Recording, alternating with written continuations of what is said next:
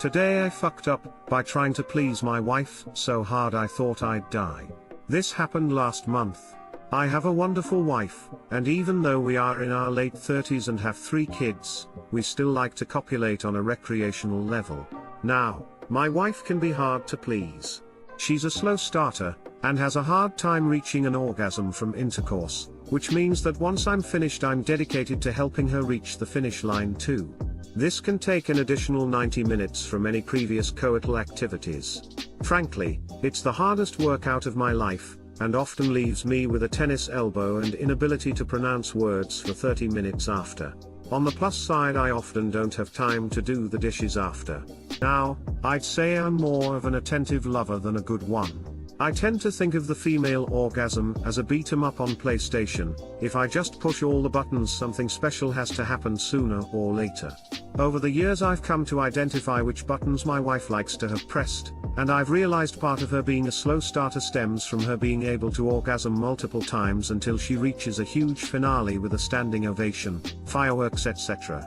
This means that any amorous activities need to fit into our packed time schedule. It had been a while since we were able to put the little monsters asleep at a reasonable time, which had probably led to a loss of form on my behalf.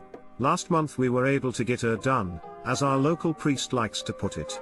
This time, like an amateur, I tried to match her and make her reach climax first. So I'm mixing intense lovemaking with pulling out and going to town on her to help her reach her destination.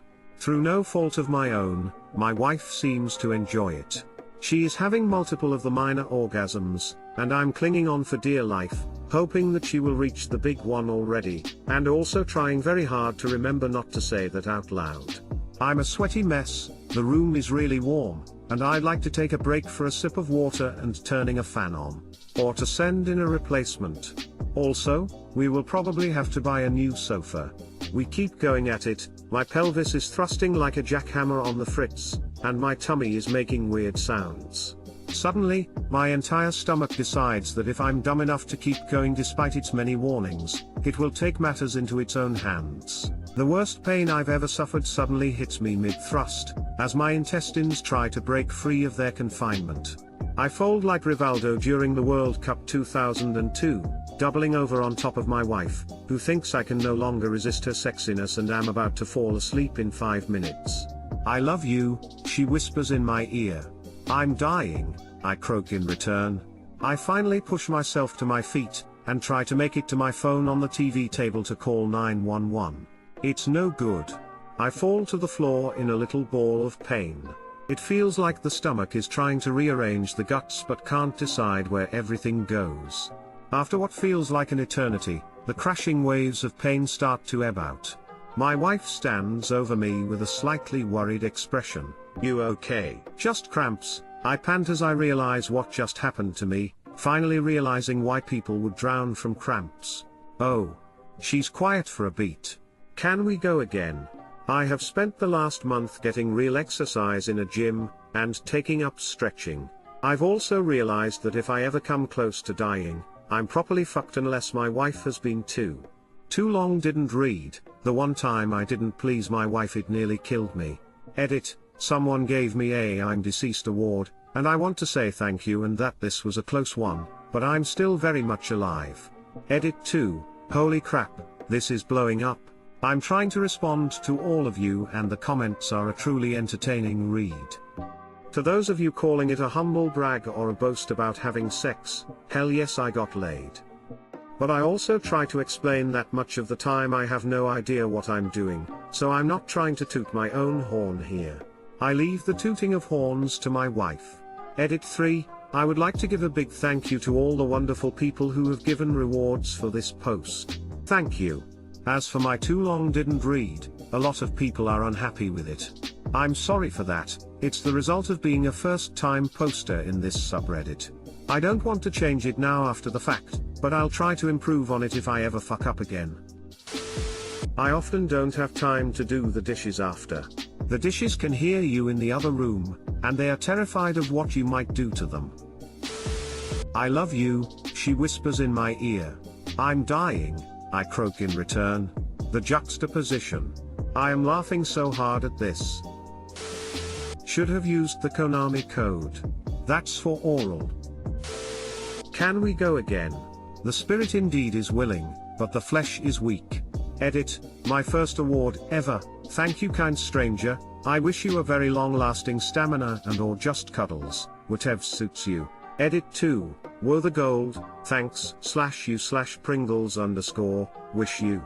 Wait, I don't remember the words in English. Que tengasagazmos and duraderos como los duanchancho, d. So weak. This is hysterical as long as you didn't die. There's nothing wrong with bringing in reinforcements of the mechanical variety. This takes some of the pressure off and lets her manage things for maximum pleasure. I have bought 2. Just in case one breaks. Today I fucked up by creating a mini misogynist and starting a violent feminist uprising in my preschool classroom. This actually happened today, typing this up on my lunch break while the kiddos are napping. Background, I am a male teacher that works at a preschool attached to a church. I am not religious. This morning, I saw one of my male students hit a girl. I pulled him aside and explained to him why he shouldn't hit anyone, but especially not girls because he's a boy. He asked, why especially not girls? Does that mean I can hit boys and not get in trouble? Being that we are attached to a church, and because I honestly didn't have a better answer on hand, I thought it would be safe to reply, no, you need to always keep your hands to yourself, but God made boys stronger than girls so we can protect them, not hurt them. God damn it, I was wrong. Big mistake. The little boy seemed to have an aha moment in his head, as the idea clicked in his mind. Okay, I won't hit girls. I will be strong and protect them. He says. After a few more minutes of timeout, and apparently mulling over the mildly misogynistic thought I just inadvertently planted in his head, I allowed him to go back and play. Immediately, I knew I had fucked up. Did you know that boys are stronger than girls? He's running around the room telling everyone with ears that boys are stronger than girls, quickly earning the ire of the girls in the class. Now, mind you, this is a stage of development where most of the girls in the class are actually bigger than the boys. The tallest of which immediately claps back at him, nah. I'm bigger than all the boys in here, and I'm stronger too. He says it doesn't matter. Mister? Soprano just told me that God made boys stronger than girls, so we can protect them. Right, Mr. Soprano. I literally face-palmed. I weakly tried to walk it back, saying, well, some girls are stronger than boys, but we should really just all keep our hands, oh my god.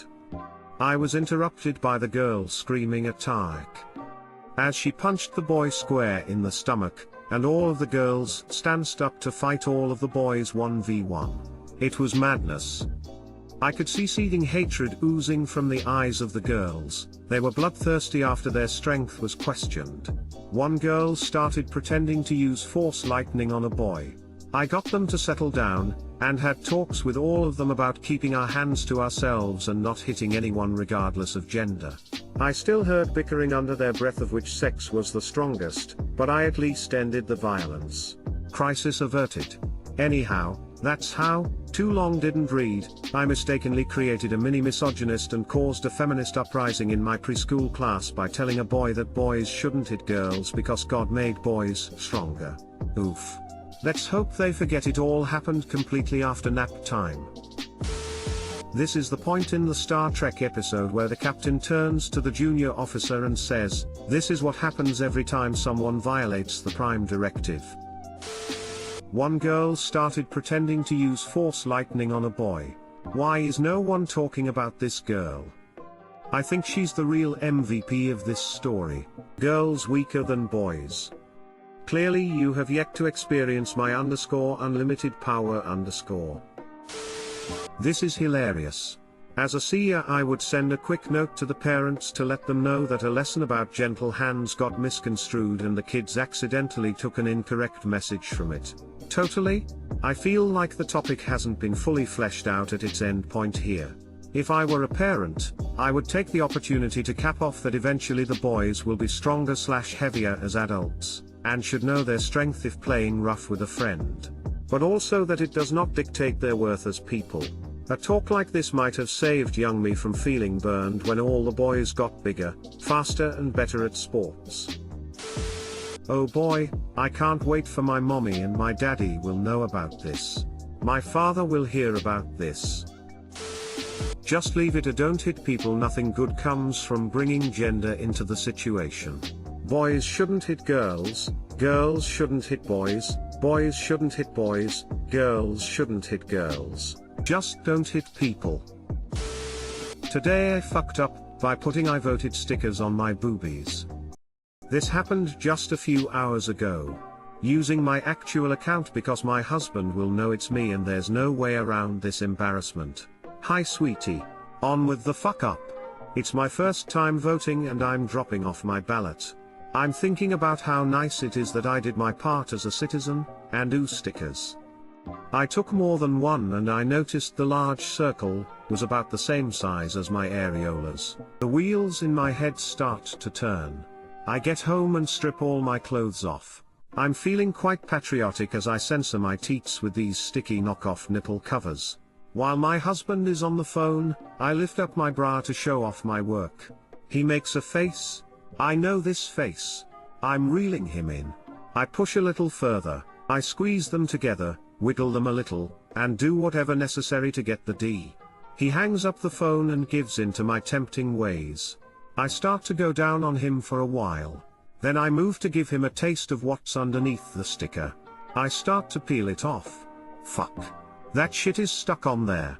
Trying to keep a brave face, I lift it again, but the sticker has latched onto my nipples like a baby. Should I rip it off like a band-aid? Sweet Lady Liberty, no.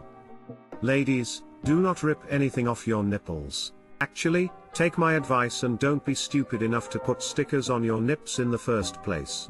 I end up hopping in a hot shower praying they come off. One of them rips in the middle down my nipple. When I pull on both, my nipple is stretched sideways, almost bringing me to tears. After taking the time to slowly lift it, it finally comes off. I will now treat them extra special and put oil on them or something. Never again?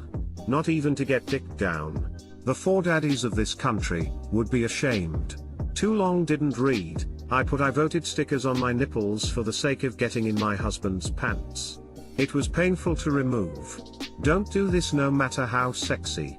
I regret all of my decisions from the past 2 hours. Where on earth do you get your voting stickers over there? Ours lose their stickiness about 8 seconds after you get them. Pretty sure they're left over from the original batch printed during some sort of New Deal era manufacturing stimulus.